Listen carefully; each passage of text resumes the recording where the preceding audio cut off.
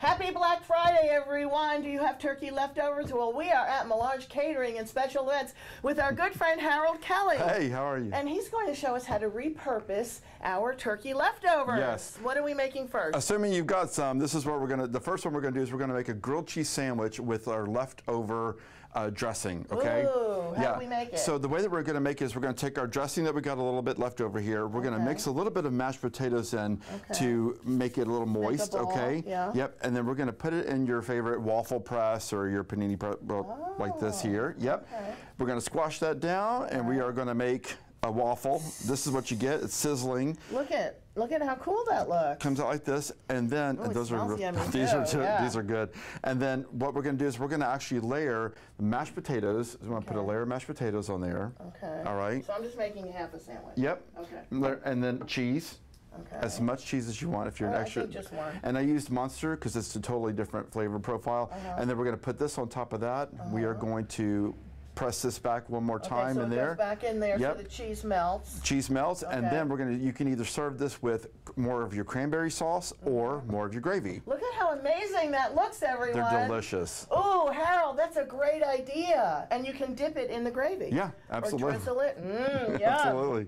Okay, what's next? All right, the next thing up is I love banh mi sandwiches, and you know you can get some great ones in Houston everywhere. Yeah. This you can make your own. You can either bake your own bread or you can buy the French, the loaf like this. Bread is so important. It's so important. Right? Crispy on the outside, soft and tender in the middle. This morning, we didn't did. you? We did actually. Yeah. So the way we're going to do this is you take your banh mi. I get about 3 sandwiches out of this.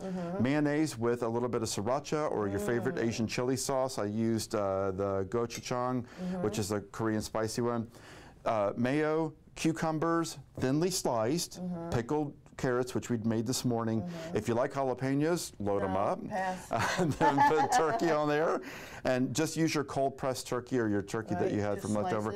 And then add a little bit of the cilantro if you are a cilantro lover like I am. And then that's it. And now you got something that's perfect. Yep. Look at how pretty that looks, everyone. Easy and delicious. Okay, I love ice cream. I love pumpkin pie. Let's put them together. Oh, great. So this is an ice cream sandwich with stuff that you probably have laying around the house.